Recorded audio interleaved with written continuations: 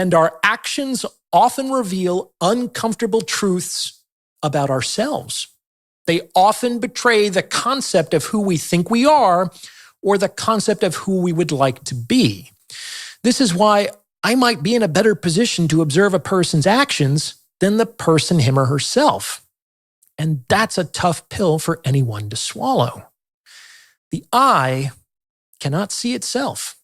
Like literally, if it did, it would cease to function as an organ of sight. It has to be transparent to self in order to see. In a similar fashion, the I, the ego, cannot completely see itself either.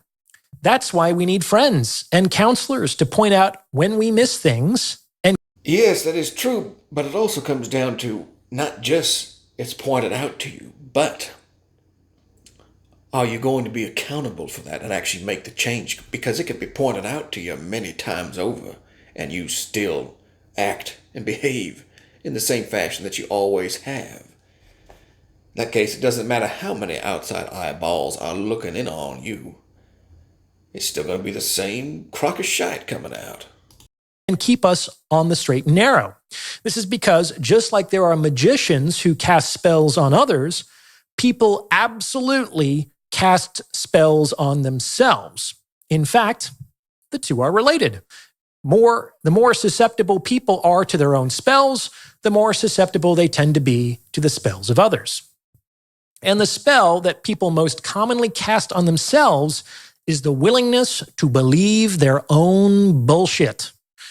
These distortions or coping mechanisms are designed to protect the individual from pain, especially the pain that arises from the cognitive dissonance that would ensue upon realizing that their actions were not, in fact, in line with their consciously articulated values.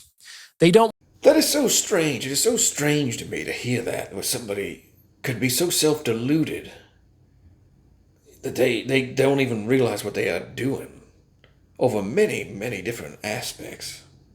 Want to feel like a bad person or a hypocrite, so they believe that they tend to act in line with their beliefs, even when there is copious evidence to the contrary.